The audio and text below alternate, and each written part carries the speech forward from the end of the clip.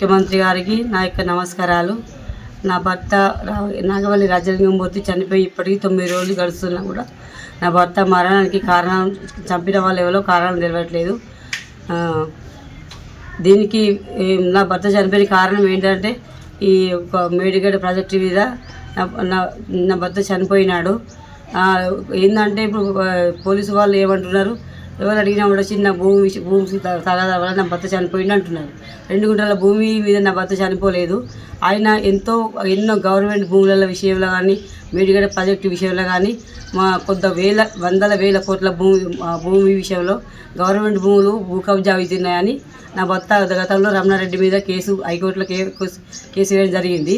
దాని విషయంలోనే నా భర్తను కేటీఆర్, కేసీఆర్, హరీష్ రావు, గంట రమణారెడ్డి అనుచరుడైన హరిబాబు, కొంతమంది వ్యక్తులు వీళ్ళందరూ కుమ్మక్కై నా భర్తను హత్య చేసిర్రు.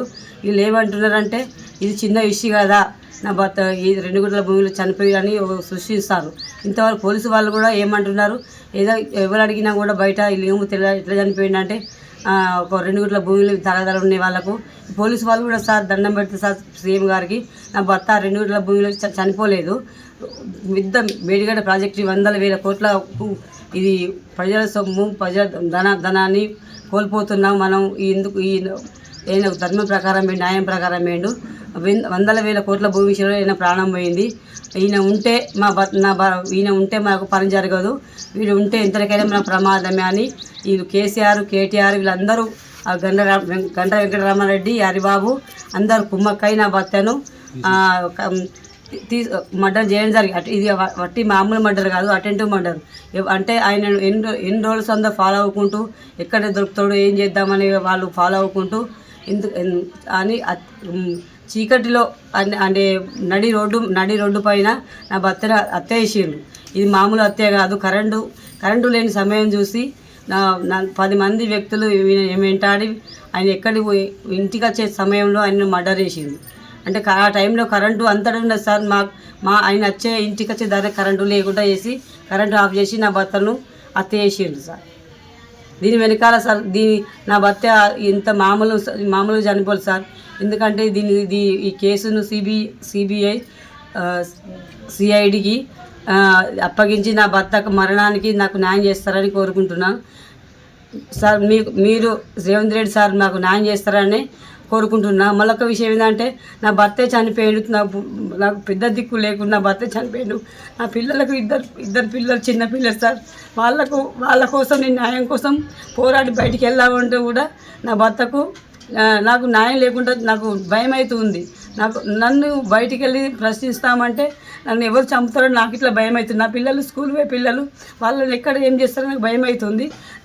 సీఎం గారు నా ప్రాణానికి ప్రమాదం ఉంది. నా పోలీసు రక్షణ కూడా వాళ్ళ పోలీసు సపోర్ట్ కూడా నాకు ఇక్కడ లేదు. ఎందుకంటే నేను రేవంత్ రెడ్డి సార్ దండం పెడతా సార్, కాలు మొక్కుతా సార్. ఎందుకంటే మీరే నాకు పెద్ద దిక్కు. ఇప్పుడు నా భర్త చనిపోయినందుకు కూడా మీకు తెలుసు, ఇప్పటికే మీకు చేరి ఉంటుంది. దీనికి కారణం కనుక రమణారెడ్డి, కేటీఆర్, కేసీఆర్, హరీష్ రావు, ఈ కొత్త హరిబాబు ఇంతవరకు దొరకలేదు అంటున్నారు పోలీసులు. ఈ పోలీసులు హరిబాబు దొరకబడితే నా భర్తకు ఆత్మశాంతి కలుగుతుంది. నాకు ఏంటంటే సార్ మీరు ఒక్కటే దిక్కు, నాకు ఎవరు లేరు, పిల్లలు చిన్నవాళ్ళు, మీరు న్యాయం చేస్తారని కోరుకుంటున్నా. నా కుటుంబానికి మీరు అండగా ఉంటున్నారని కోరుకుంటున్నా సార్.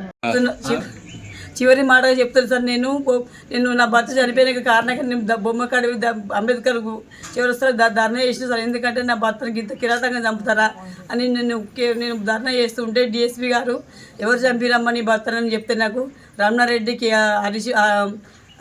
హరిబాబు అని పేరు చెప్తే నాకు డిఎస్పీ గారు నన్ను తప్పుదో పడిచి నేను ఇచ్చిన పేర్లు కాకుండా ఓన్లీ రేణుగుట్ల కుటుంబం అని పేరు చెప్పి వాళ్ళ పేర్లు రాసుకొని వాళ్ళ చంపిన దొరికింది కదమ్మా, నీకు ఎందుకమ్మా, నీకు రమణారెడ్డి పేరు ఎందుకు, నీకు హరిబాబు పేరు ఎందుకని నేను రాసిన పేర్లు ఇవ్వకుండా వేరే వాళ్ళ పేర్లు రాసి నన్ను తప్పుతో పట్టిస్తారు. నాకు తెలియకుండా నేను సంతకం తీసుకున్నాడు సార్.